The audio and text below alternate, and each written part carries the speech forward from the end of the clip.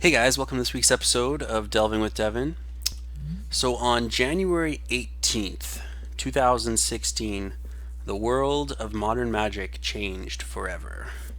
In the interest of competitive diversity, Splinter Twin is banned. So, just in case you guys don't know what Splinter Twin is, it's a card that about a year ago when it was banned, it was about 10% of the meta. And what it does is it's an enchantment, 4 mana. You put it onto a creature that has an enter the battlefield effect, usually Deceiver Exarch. And what you can do is basically make infinite attackers with it. So they ended up banning it because it was about 10% of the meta, which they thought was too much. And I think the reason that Splinter Twin was such a good deck at the time was it had game against anything. Basically, any deck that people would play, especially at Grand Prix, people love playing their homebrew decks. Splinter Twin just was like a good answer to basically everything. It didn't really have any bad matchups. It was probably like a 55 to 40% against most decks in the field, especially really strong against homebrew decks.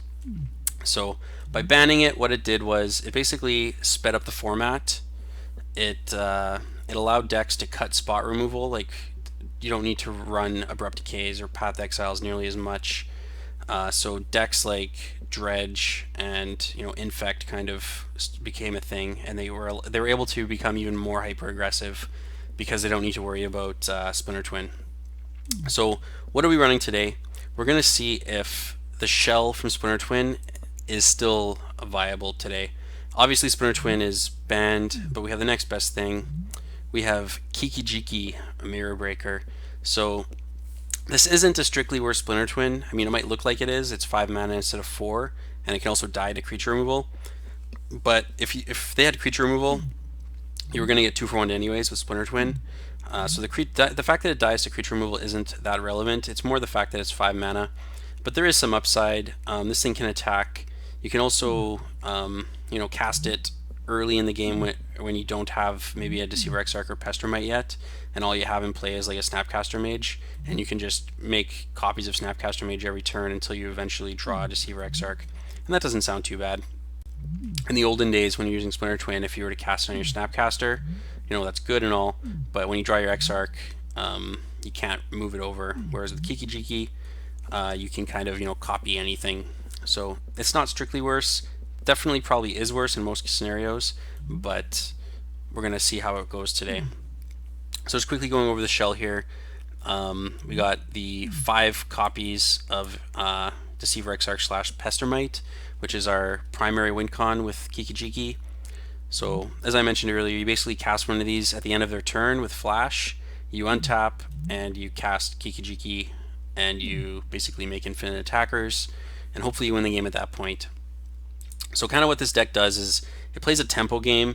It forces your opponent to really never be able to safely tap out to cast anything, because if they do, you can theoretically kill them not at an instant speed, but basically before their next turn out of nowhere. So we got the combo. We got 2 Vendilion Clicks. So this is another great flash threat. We're going to be holding up our mana a lot with this deck, so having as many flash threats is great. Vendilion Click allows you to strip their answer for your combo, like take their Path Exile, their Lightning Bolt, and then the next turn you can combo off, and they will have only drawn 1 card.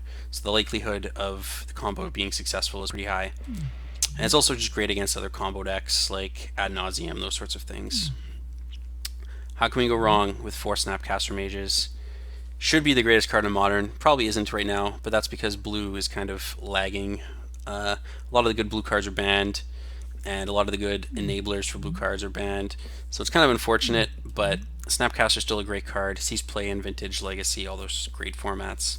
So we're going to run 4 today. We got 2 Spellskites. The old school Splinter Twin decks never really main deck Spellskites, to my knowledge. At least most of the main lists didn't. But the fact that we're kind of a little bit more vulnerable to creature removal, we're going to run 2. It's also great against Infect, so having a main deck card against Infect isn't the worst. We've got Grim Lavamancer, great card. Basically pings creatures down. There's actually a game I was doing a few rounds with this deck, just in like tuning, and someone cast, I think it was Platinum Angel. It was the 4/4 that you can't lose the game, uh, and your opponent can't win the game. And I had cut my lightning bolts for the post board games because it was like a Tron deck, and lightning bolt typically isn't very good against Tron. But I was able to. I was like using Kiki on Snapcaster Mage a bunch, just like drawing extra cards and like remanding. And then I eventually drew my Grim Lavamancer, and I didn't really have any removal left in my deck, but I was able to shoot it with the main copy and then make a copy of my Grim Lavamancer to finish it off. So this card has just got a lot of like corner case value as well.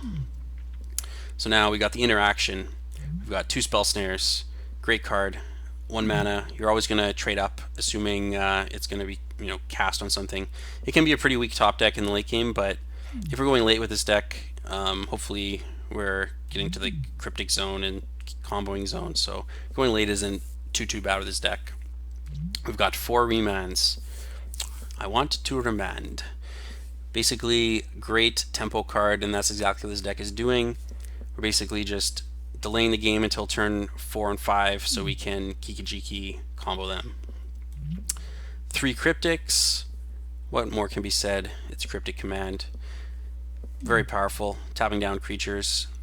Like against Dredge, they're going to be running very little removal, especially instant speed removal to deal with like Exarch into Kiki. So being able to like just tap down their team and just buy extra turns is going to be great. We got some removal here. We got 4 lightning bolts. Fantastic card. I always talk about how great lightning bolt is. Not much more to be said. Dismember. Got a 1 of. Don't want to pay too much life, but because between dismembering and then snapcasting and dismembering, that's a lot of damage. But there are some big creatures we want to take down, like Tarmogoyf, Tassigars, those sorts of things. 2 Electrolyze. This is another old school card. Doesn't see too much play anymore, but that's because Splinter Twin's banned. So let's see if this Kiki Twin deck has got legs. Got 4 Serum Visions to help us find our combo, land drops, those sorts of things. We've got 1 Peak.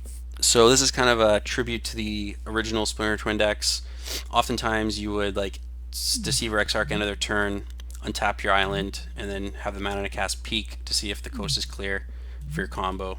So we're just going to run it as a way to make sure that we're not going to get blown out or something.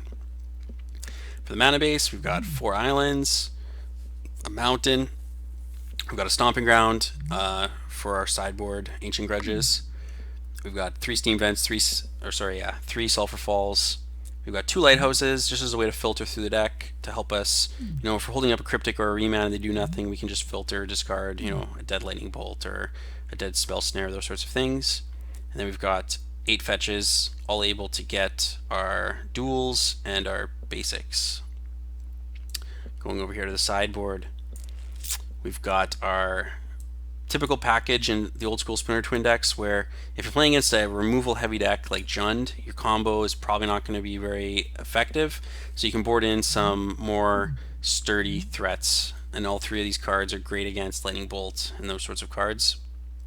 We've got 3 Angers, great against the small creature decks and Dredge. 2 Relics, same reason. We've got 2 Dispels, so we can have counter wars against other blue decks. Not that there's too many other blue decks, but Dispels is still a great card. Counter up, Path Exile, those sorts of things. We've got 2 Blood Moons, because this deck basically can run off of an island or 2. And there's some decks in the format that Blood Moon just completely KOs. Got 2 Ancient Grudges for Affinity and other artifact decks like Lantern. And we've got the 1 of Explosives. So was banning Splinter Twin necessary? Probably not. It kind of policed the format. It did kind of narrow down the home brews people could play, but at the same time it forced the hyper-aggressive decks to have some level of interaction. I remember playing like a Dredgevine type deck where you needed to run Abrupt Decays and Lava Axes just because of the threat of Splinter Twin. Whereas now the current Dredge decks basically don't need to run any removal. They have a few of the Flashback X spell, but that's basically free to run because you just dredge it and then you can cast it back, and it actually discards cards. So basically, with Splinter Twin being banned, I think the format has sped up quite a bit. It's turned from like a turn 4, turn 5 format to a turn 3, probably 2.5 format. And even oftentimes, Splinter Twin, people wouldn't just jam a turn 4 Splinter Twin to try to win on turn 4. Oftentimes, it would be like turn 5, so they could hold up a Dispel or something like that, to protect the combo. So, was banning a turn 5 combo deck necessary? It's hard to say. But we're going to run it today, or at least what's left of it today, and we're going to see, is it still viable? So, we'll see you guys in the first round.